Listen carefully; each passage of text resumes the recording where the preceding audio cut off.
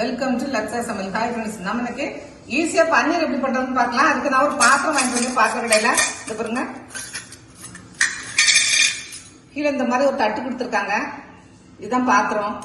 இதுல இந்த தட்டை நம்ம கீழே போட்டுட்டு நம்ம பால் நடுவில் ஊற்றிட்டு இதை வச்சு ப்ரெஸ் பண்ணிட வேண்டியதான். அவ்வளவுதான்.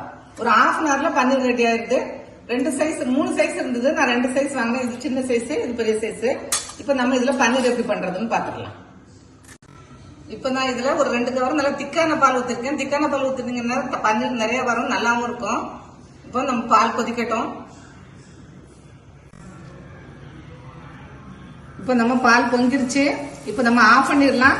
ஆஃப் பண்ணிட்டு நம்ம அப்புறம் வினிகர் சேர்க்கலாம். அப்பதான் நீங்க ஆஃப் பண்ணிட்டு வினிகர் சேர்த்தீங்கன்னா தான் பன்னீர் நல்லா சாஃப்டா இருக்கும். இப்ப நான் இதுல ஒரு 2 ஸ்பூன் வினிகர்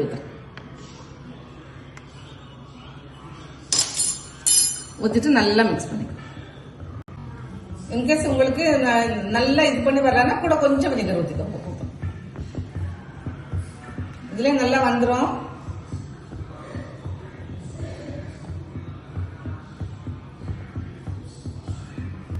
நம்ம தண்ணி தனியா பன்னீர் தனியா வந்துருச்சு. இப்ப நம்ம வடிகட்டிடலாம்.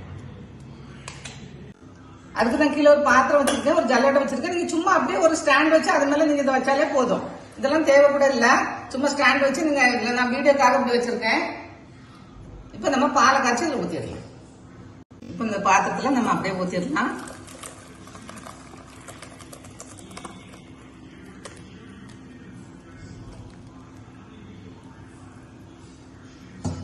நம்ம வடிகட்டியாச்சு.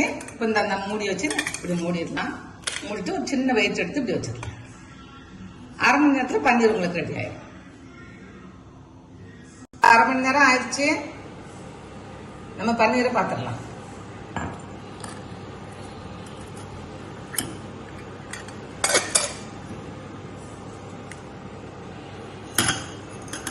இதை எடுத்துட்டு கீழே இருக்கிறது.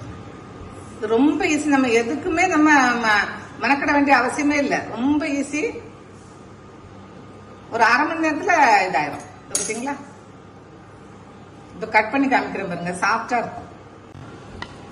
1/2 மணி நேரத்துல நம்ம வீட்லயே ஹெல்த்தியா பன்னீர் பண்ணிடலாம். நீங்க ஃப்ரிட்ஜ்ல வச்சு நீங்க எப்ப வேணாலும் எடுத்து யூஸ் பண்ணிக்கலாம்.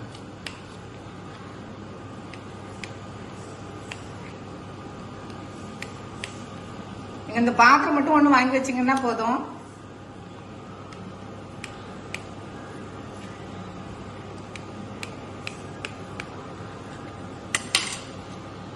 பாத்தீங்களா?